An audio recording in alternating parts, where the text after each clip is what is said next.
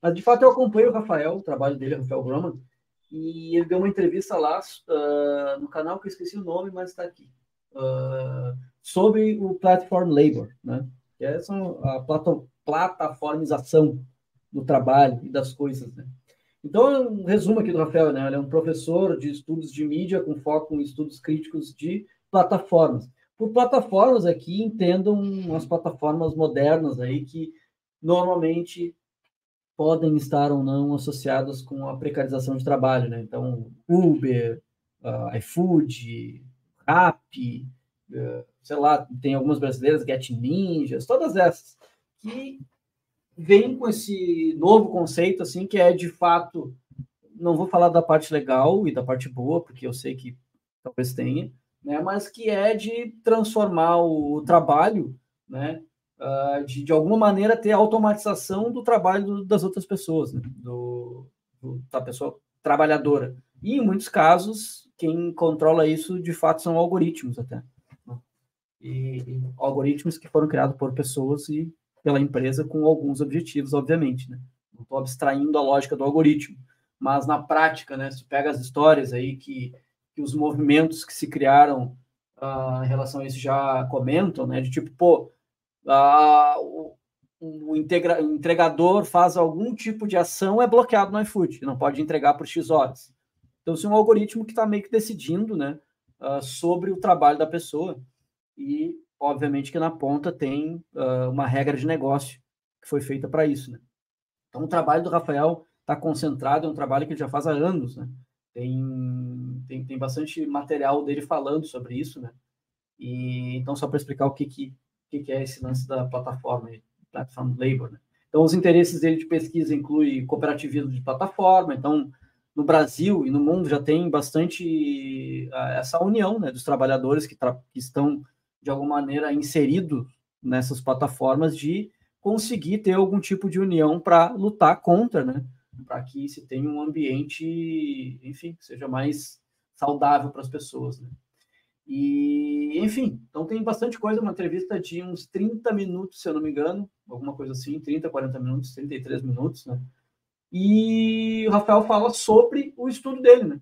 Então ele explica um pouco sobre o que é esse Platform Labor, fala sobre a área de estudo dele, a área acadêmica, conta cases do Brasil e do mundo, né? Então, para quem se interessa e quer saber um pouco mais, né, sobre o tema, que eu acho que, assim, independente do que se pensa, né, sobre o tema, acho que vale uma percepção de alguém que está olhando para isso há muito tempo, assim, né, que vem estudando sobre isso, já temos bastante dados sobre isso, bastante material acadêmico, inclusive, não só no Brasil, não só do Rafael, né, isso aí é espalhado pelo mundo, porque, de fato, isso aconteceu nos últimos anos, né, esse advento aí da plataformização, que muita gente em evento de inovação prega como a grande revolução, né? Existe uma outra vertente que é isso não é uma grande revolução, isso aqui está acabando, né, com o pouco, né, dos direitos que trabalhadores têm, não só no Brasil, no mundo, sim.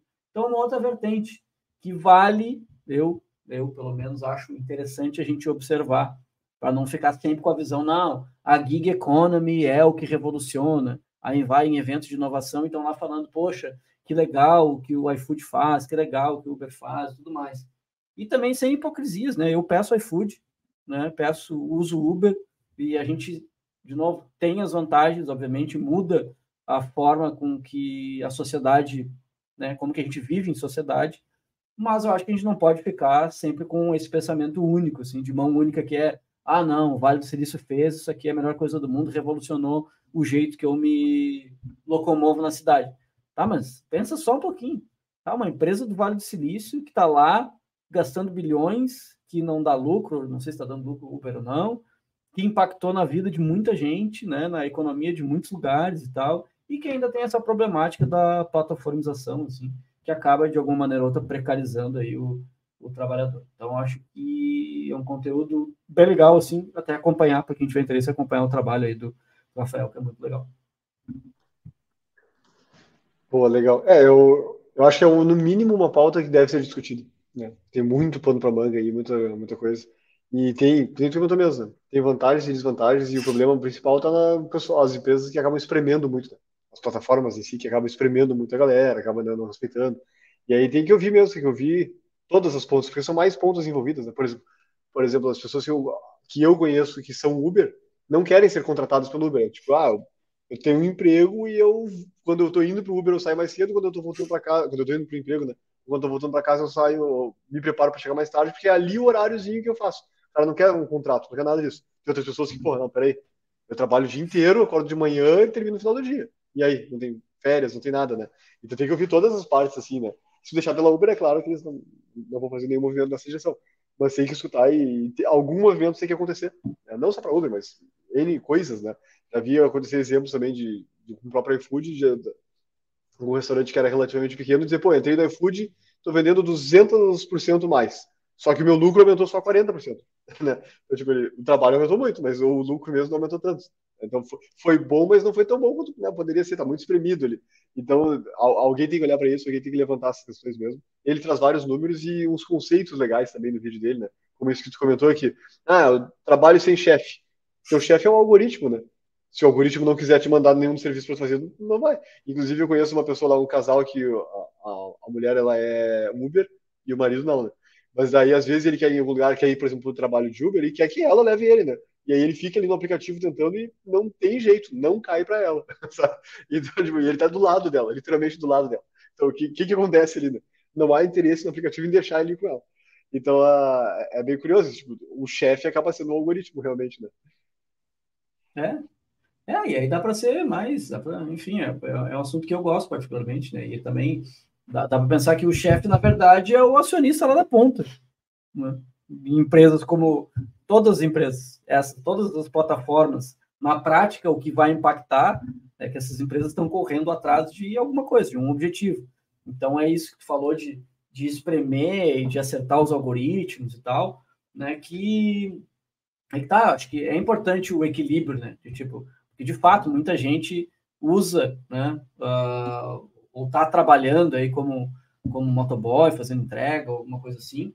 Só que eu acho que também tem um pouco dos conceitos aí mais modernos no capitalismo que meio que são empurrados, assim, né? Como isso, assim, seja seu próprio chefe, ou, eu não quero ter um contrato de trabalho, eu não quero ter tal coisa, porque agora a gente já tem bastante informação sobre isso, né? Então, pô, a pessoa tá gastando dinheiro para comprar uma moto, dela sofre um acidente e acabou com a vida da pessoa, porque ela não tem nada, né? Então, acho que isso aqui é o problemático, assim, e que é o que as empresas grandes de tecnologia fazem, né? Que é meio que passar por cima de tudo, assim. Então, implementam e já era.